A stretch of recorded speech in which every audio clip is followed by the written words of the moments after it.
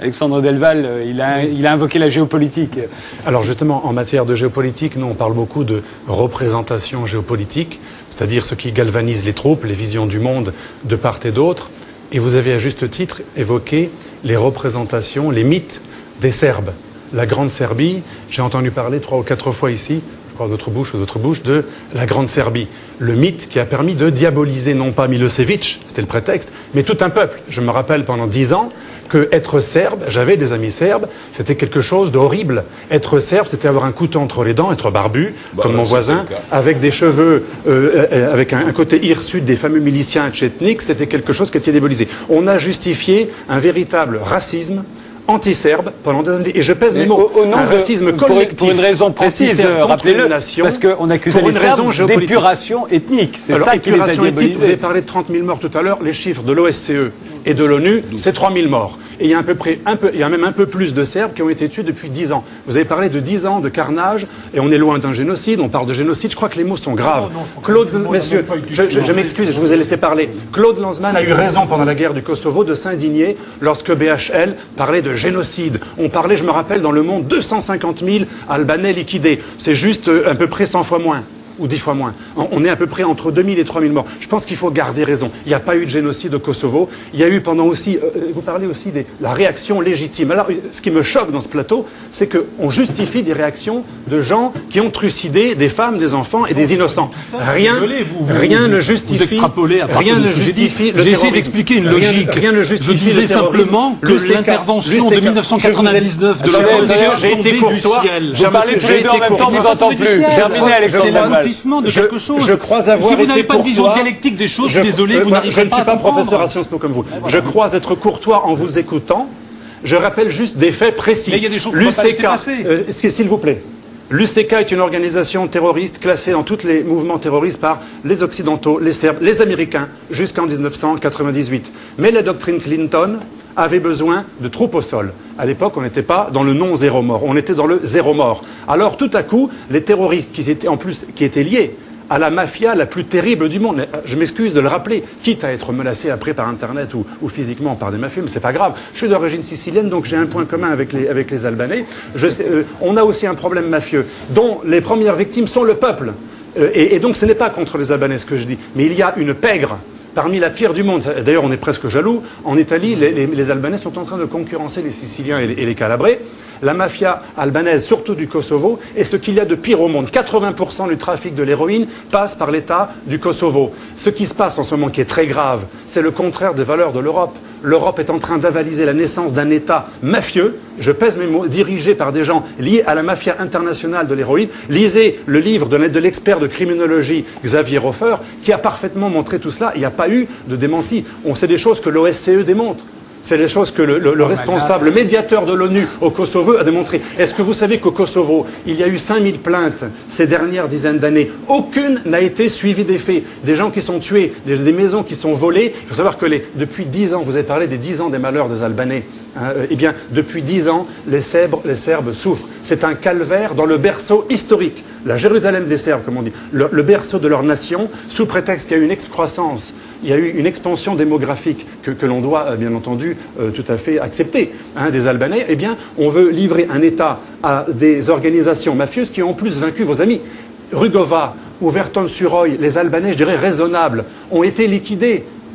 Soit physiquement, soit terrorisés, soit liquidés politiquement par les Albanais de l'UCK qui viennent d'un mouvement ultra-terroriste fondé en Turquie dans les années 70-80, qui était léniniste ultra-violent et qui a été un mouvement terroriste financé par la diaspora albanaise de Suisse et d'Allemagne avec l'argent de l'héroïne. Je m'excuse de dire tout ça. C'est la réalité du Kosovo. L'Europe a renoncé à ses valeurs, elle avalise la guerre, elle avalise des gens qui ont obtenu l'indépendance avec l'argent du trafic des mafieux et avec une absence totale de démocratie.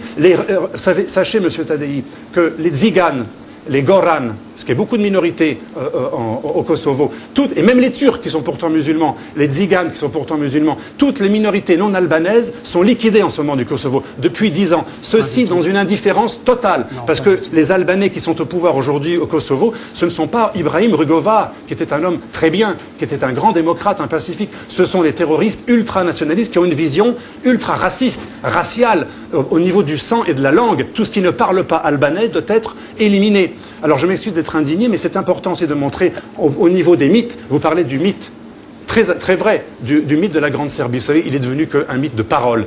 En politique, soit on dit et on ne fait pas, soit on fait et on ne dit pas. Eh bien, peut-être que les Serbes vous choquent par leurs mots, par leurs emphases, mais l'emphase impuissante de celui qui a perdu. Par contre, les Albanais de l'UCK sont en train de réaliser le rêve de la grande Albanie. Ils revendiquent une partie de la Grèce, une partie de la Macédoine, une partie du Monténégro, et ils viennent d'avoir le Kosovo. Donc, au moment où on critique, ça qui est intéressant dans les représentations géopolitiques, une représentation géopolitique en cache une autre. Vous dénoncez le mythe de la Grande Serbie au moment même où l'UCK réalise victorieusement le mythe de la Grande Albanie. Skander Sherifi, et un mythe raciste, et en plus terroriste, violent, qui, je le répète, il faut le dire. J'ai un rapport que vous a remis M. Alexis Troud, un rapport du Parlement européen, qui détaille, en questionnant les gens de l'OSCE, de l'ONU, de la MINUC, de la KFOR, c'est pas moi ou un Serbe qui serait accusé, vous savez, quand on est Serbe, on est mal vu. Non, ce sont des gens qui sont les gouverneurs du protectorat actuel du Kosovo, voulu par l'ONU. Ils reconnaissent eux-mêmes Kouchner. J'ai rencontré une fois Kouchner dans une organisation, à l'UPJF, qui reconnaissait lui-même que, effectivement, on n'avait pas pu empêcher la purification ethnique des minorités non albanaises au Kosovo. Donc c'est quelque chose de très pesé, ce que je dis. Et je pense qu'il convient aussi de s'indigner de ces 10 années de persécution des Serbes au Kosovo. Oui. Écoutez, parce que là, c'est une caricature quand même risible. Fondée sur fondée sur des documents de l'ONU, tout simplement. Moi, je peux vous dire ceci. Des mafieux, vous en avez partout. Et bon, le problème n'est pas la délinquance, la mafia qui est présente là comme ailleurs. Ces gens sont liés au cadre de l'UCK, donc mais c'est un problème. Je constate une chose. Bon, nous, on n'a pas lancé des croisades contre les autres peuples dans la région. On n'a pas prôné la purification ethnique, un terme non, vous ne la prenez pas, vous la réalisez. Qui me fait froid dans le dos. C'est beaucoup plus subtil. En Kosovo, on la réalise. C'est pas dans les mots, c'est dans les actes. Qu'il y a eu des exactions commises dans la région de part et d'autre. C'est sûr qu'il y en a eu, je ne les conteste pas. En ce moment, c'est à sens unique, c'est uniquement les Serbes qui sont victimes.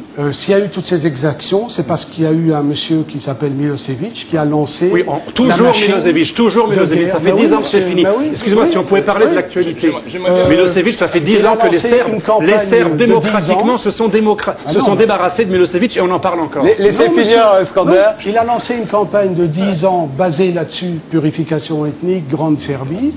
Les autres ont réagi. Sans doute, certains ont réagi en commettant des exactions que je condamne et que je trouve injustifiées pour ma part. Mais quand vous êtes dans des situations où on vous dit vous n'avez pas le droit d'être là, vous allez être ou exterminé ou expulsé, qu'est-ce que vous faites des 12 000 morts du Kosovo, des 1 million qui sont partis? C'est pas 12 000 morts, j'ai les chiffres de l'ONU, je suis désolé, c'est 3 000. Autant que les Serbes. C'est kiff-kiff. La moitié de la population est partie sous Milosevic. Et elle est revenue, elle a fui les bombardements américains. Sachez, monsieur, que la population fuit les bombardements américains. Quand vous êtes bombardé, vous ne restez pas dans votre maison. Les bombardements américains expliquent l'essentiel de la fuite des Albanais pendant la guerre du Kosovo. Pourquoi il y a eu les bombardements américains, monsieur Renaud Girard du Figaro. Alain Ditkoff voulait intervenir. Nous sommes dans la culture. Un tout petit témoignage qui est pacifique, l'exemple des Siciliens nationalistes, qui furent liés, comme l'UCK, à la mafia, au terrorisme. Ils ont renoncé aux armes en 1946, et depuis, ils mènent un Kulturkampf, ce sont mes ancêtres, donc je les connais bien. Ils ont créé récemment le MPIA, Mouvement pour l'autonomie, et ils luttent culturellement pour une Sicile qui a une grande histoire, au moins autant que les Basques ou d'autres États, puisque c'était le royaume de Sicile, et ils luttent pacifiquement par la culture, par l'amour de soi, et non pas la haine de l'autre. Je pense qu'il n'y a pas que l'indépendance comme voie au nationalisme ou au régionalisme, il y a aussi une vision positive. J'apprends ma culture et je n'attends rien de l'État. Je travaille moi-même, comme les Albanais de Sicile d'ailleurs, qui ont leurs autonomies, leurs écoles, et ils ne se plaignent absolument pas. Ce sera le dernier mot puisqu'on va s'intéresser